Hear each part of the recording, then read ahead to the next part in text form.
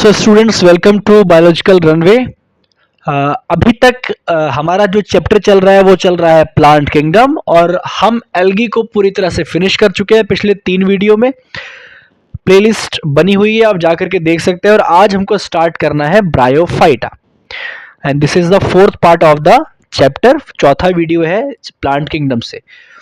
तो आइए स्टार्ट करते हैं ब्रायोफाइटा को। और ब्रायोफाइटा को स्टार्ट करने से पहले बच्चों, हम लोगों को एक कंसेप्ट बहुत अच्छे से पढ़ना है। उस कंसेप्ट का नाम है concept of sporophyte and gametophyte, क्योंकि इस कंसेप्ट के बिना आप चैप्टर को समझ नहीं पाएंगे। ठीक है, तो आइए देखते हैं सबसे पहले जो मैं आपको बता रहा हूं कि कंसेप्ट स्पोरोफाइट और गैमेटोफाइट का क्या है। सो बच्चों, आइए देखते हैं concept of sporophyte and gametophyte. हर एक प्लांट किंगडम में जितने ग्रुप्स हैं, है ना, चाहे वो एल्गी हो, चाहे वो ब्रायोफाइटा हो, चाहे टेरिडोफाइटा हो, जिम्नोस्पर्म हो या एंजियोस्पर्म हो, all groups of plant kingdom have 2 stages. सबके लाइफ में 2 स्टेज है। एक स्टेज होता है गैमेटोफाइट, बहुत ध्यान से समझिए इस चीज को।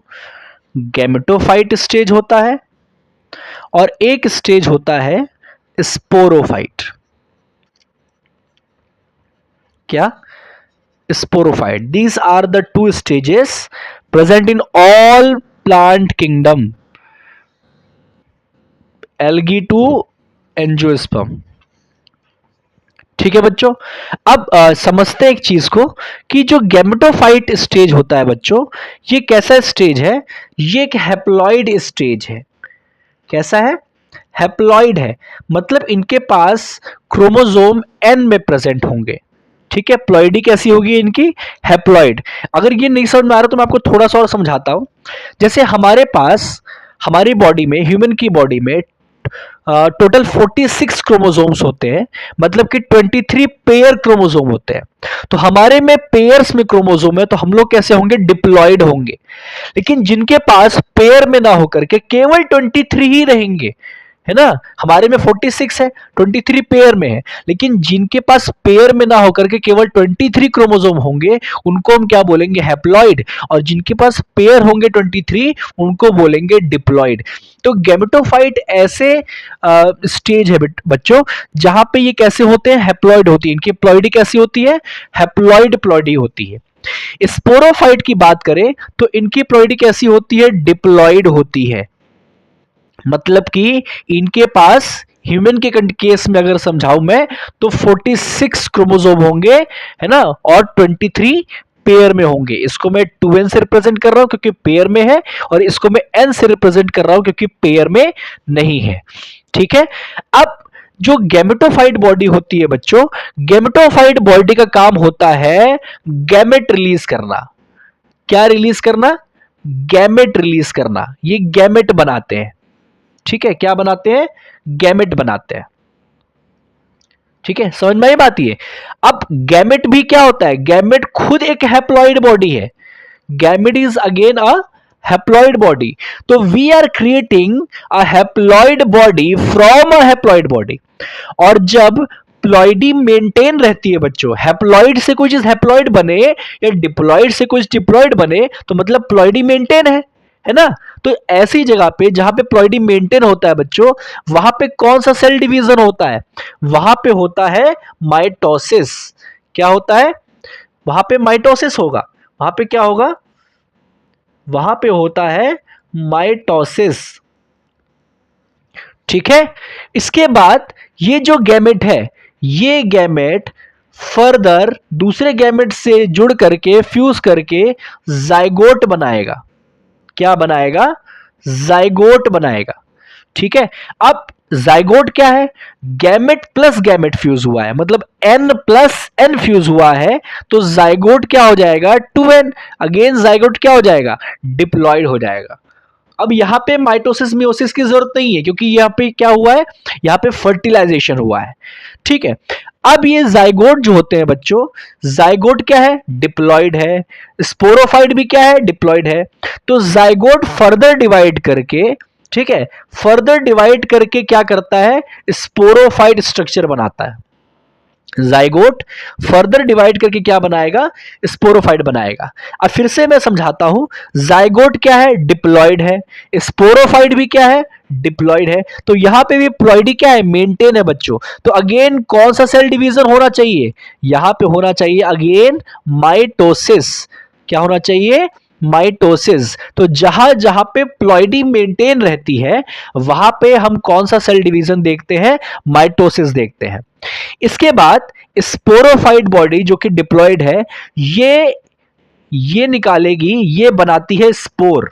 क्या बनाती है, स्पोर बनाती है। जैसे गैमेटोफाइट गैमेट बनाते हैं, उसी तरह स्पोरोफाइट क्या बनाएंगे, स्पोर बनाएंगे।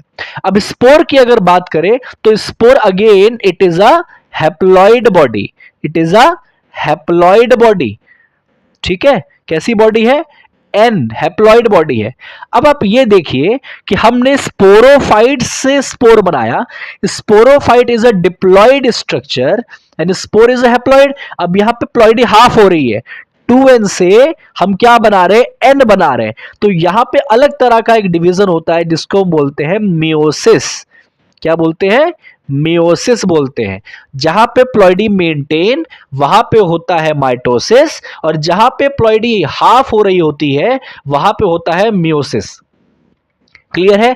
अब स्पोर, स्पोर क्या करते हैं, ये फर्दर डिवीजन करके इट विल फॉर्म गैमेटोफाइट। अब क्योंकि स्पोर भी हैप्लॉइड है और गैमेटोफाइट भी हैप्लॉइड है, तो यहां पे प्लॉइडी फिर से क्या है, मेंटेन है। तो कौन सा सेल डिवीजन होना चाहिए, यहां पे फिर से क्या होना चाहिए, माइटोसिस होना चाहिए। क्या होना चाहिए, माइटोसिस होना चाहिए। तो आप ये देख रहे होंगे कि एक ही बार मियोसिस आपको दिख रहा है जब स्पोरोफाइट स्पोर बनाता है। ठीक है, मैं इसको एक बार फटाफट रिकॉल कर दे रहा हूं। देखिए, there are 2 stages in all plant life. ठीक है, गैमेटोफाइट एंड स्पोरोफाइट। गैमेटोफाइट कैसे होते हैं, हैप्लॉइड, और स्पोरोफाइट कैसे होते हैं, डिप्लॉइड होते हैं। अब गैमेटोफाइट का काम है गैमेट बनाना और स्पोरोफाइट का काम है स्पोर बनाना। ठीक है, इसके बाद जब गैमेटोफाइट गैमेट बनाएंगे तो प्लॉइडी मेंटेन रहती है, तो कौन सा सेल डिवीजन होगा, माइटोसिस होगा। फिर गैमेट फर्दर फ्यूज करके दूसरे गैमेट के साथ जाइगोट बनाएंगे। अब क्योंकि 2 गैमेट मिल रहे हैं इसलिए जाइगोट की प्लॉइडी क्या हो जाएगी, डिप्लॉइड। अब डिप्लॉइड स्ट्रक्चर अपने सेल को डिवाइड करा करके स्पोरोफाइट बनाता है, और यहां पे आप देख सकते हैं कि जाइगोट भी डिप्लॉइड है और स्पोरोफाइट भी डिप्लॉइड है। इसीलिए यहां पे कौन सा सेल डिवीजन होगा, माइटोसिस। स्पोरोफाइट का काम है स्पोर बनाना, और यहां पे प्लॉइडी हाफ होती है, मतलब डिप्लॉइड से हैप्लॉइड स्ट्रक्चर बनता है, इसलिए यहां पे कौन सा सेल डिवीजन होगा, मियोसिस। स्पोर फर्दर ग्रो करेगा और बनाएगा अगेन गैमेटोफाइट, जिससे कौन सा सेल डिवीजन होगा, माइटोसिस। तो ये एक लाइफ साइकिल है हर प्लांट के, this is the general life cycle of all plant. ठीक है, आई होप आपको ये चीज समझ में आई होगी। ठीक है, चलिए अब आपको मैं एक चीज और बताता हूं, ये कैसे पता चलेगा कि कौन सा जो ग्रुप है प्लांट किंगडम में वो गैमेटोफाइट है और स्पोरोफाइट है। देखिए बच्चों, अगर कोई प्लांट ज्यादातर उसकी लाइफ अगर एज अ गैमेटोफाइट बीतती है तो हम उसको गैमेटोफिटिक प्लांट कहते हैं, और अगर कोई प्लांट की लाइफ ज्यादातर एज अ स्पोरोफाइट बीतती है तो हम उसको स्पोरोफाइट कहते हैं। जैसे आप जो नॉर्मल प्लांट्स देखते हैं ना, बड़े बड़े जिसमें लीफ लगे होते हैं, ब्रांचेस होते हैं, तो वो उसका क्या है, वो उसका स्पोरोफिटिक स्टेज है। क्योंकि ज्यादातर समय आपको वो कैसे दिखते हैं, एज अ स्पोरोफाइट दिखते हैं, इसलिए वो क्या है, स्पोरोफिटिक स्टेज है। तो आपको सवाल आपके दिमाग में आएगा, फिर गैमेटोफिटिक स्टेज का है। गैमेटोफिटिक स्टेज बेटा तब बनती है जब फ्लावर में पॉलन ग्रेन बनता है। ठीक है, तो देर आर ऑफकोर्स 2 स्टेजेस, लेकिन आप देखेंगे पॉलन ग्रेन जो बनता है बहुत छोटे समय के लिए होता है, तो गैमेटोफाइट जो स्टेज है बहुत कम समय के लिए है, और sporophyte is a major part of the life. Therefore हम जो बड़े बड़े प्लांट होते हैं जो कि ऑफकोर्स एंजियोस्पर्म या जिम्नोस्पर्म होंगे, हम उनको क्या बोलते हैं, स्पोरोफिटिक प्लांट बोलते हैं। अब चलिए हम इसी लाइफ साइकिल को एक बार एल्गी में अप्लाई करके देखते हैं, और देखते हैं एल्गी में हम क्या क्या सीख सकते हैं। देखिए बच्चों, एल्गी की अगर लाइफ साइकिल की बात करें तो हमको जो मेन एल्गी दिखाई देता है वो गैमेटोफिटिक स्टेज होता है। क्या होता है? गैमेटोफिटिक स्टेज होता है। तो गैमेटोफिटिक जो स्टेज है वो क्या करेगा? ये बनाएगा गैमेट। क्या बनाएगा? गैमेट बनाएगा। ठीक है, क्या बनाएगा? गैमेट बनाएगा। गैमेटोफिटिक कैसा है? डिप्लॉयड स्टेज है। गैमेट भी कैसा है? डिप्लॉयड स्टेज है। तो कौन सा सेल डिवीजन होने वाला है? माइटोसिस। कौन सा? माइटोसिस। अब गैमेट गैमेट के साथ फ्यूज करके जाइगोट बनाएंगे। क्या बनाएंगे? जाइगोट बनाएंगे, विच इज 2n। अब यहां पे डिफरेंस क्या है बच्चों कि एल्गी में जाइगोट स्पोरोफाइट नहीं बनाते हैं।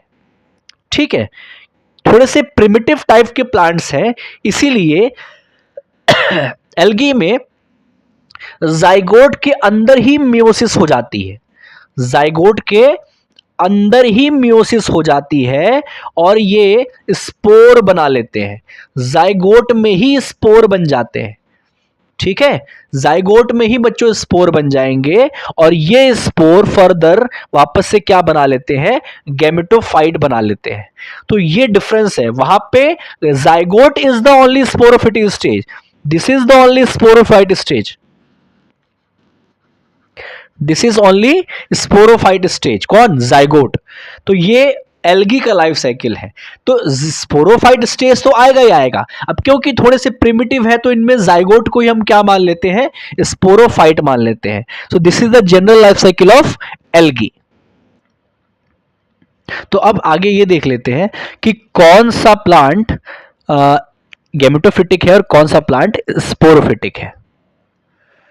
बात करें अगर हम एल्गी की अगर हम बात करें तो एल्गी कैसा होता है? एल्गी होता है गैमेटोफाइट।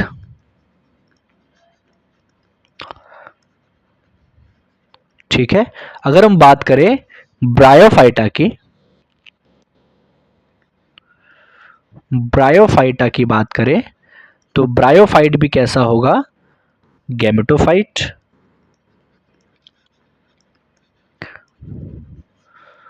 ठीक है, अगर हम बात करें टेरिडोफाइटा की, टेरिडोफाइटा की अगर हम बात करें तो ये हो जाएगा नाउ स्पोरोफाइट। ठीक है, देन बारी आती है जिम्नोस्पर्म की। तो जिम्नोस्पर्म भी क्या हो जाएंगे? स्पोरोफाइट। ठीक है, और बात करें हम एंजियोस्पर्म की,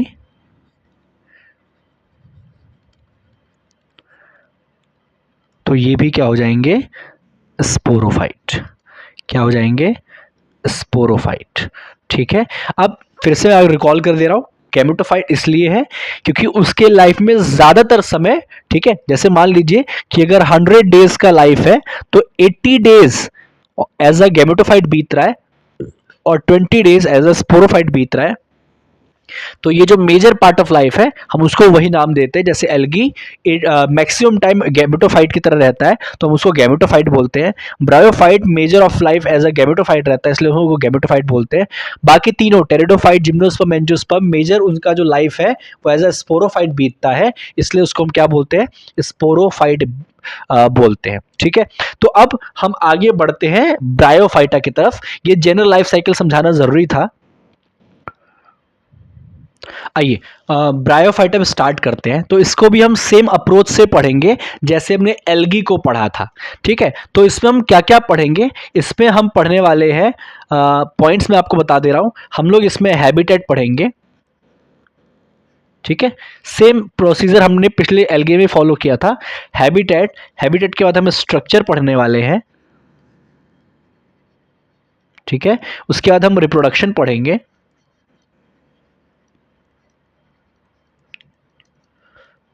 उसके बाद इकोनॉमिकल इंपॉर्टेंस पढ़ेंगे। इकोनॉमिक इंपॉर्टेंस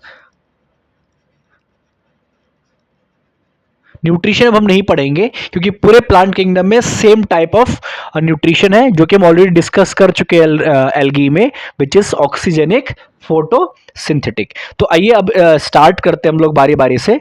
ब्रायोफाइटा को स्टार्ट करते हैं, पहले उसको देखते हैं हैबिटेट को। इनके हैबिटेट की अगर हम बात करें तो ये आपको ज्यादातर moist, shady and humid places पे मिलेंगे, ठीक है, जहां पे डायरेक्टली सनलाइट नहीं आती है। एक चीज हमको ये ध्यान रखना है कि ब्रायोफाइटा को प्लांट एम्फीबियन कहते हैं। क्या बोलते हैं? Plant amphibian. Bryophyta are known as plant amphibian,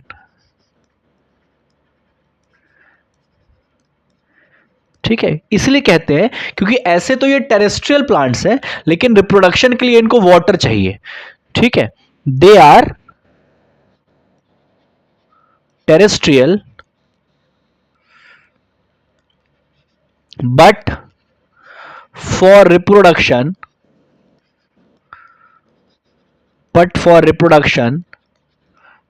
they need water, तो इसलिए इनको क्या बोलते हैं? प्लांट एम्फीबियन बोलते हैं। तो ये तो हमने बात किसकी कर ली? हैबिटेट की कर ली, ठीक है। चलिए लेक्चर को आज यहीं तक रखते हैं। नेक्स्ट लेक्चर में हम लोग हैबिटेट के आगे स्ट्रक्चर को देखेंगे, ब्रायोफाइटा को। तो ये हमारा जो चैप्टर है कंटिन्यू रहेगा इसी तरह से। तो प्लीज़ मुझे बताइए कि आपको लेक्चर्स कैसे लग रहे हैं, समझ में आ रहे हैं कि नहीं आ रहे हैं। चैनल को सब्सक्राइब जरूर कर दीजिए अगर आप यहाँ तक पहुँचे हैं। Thank you.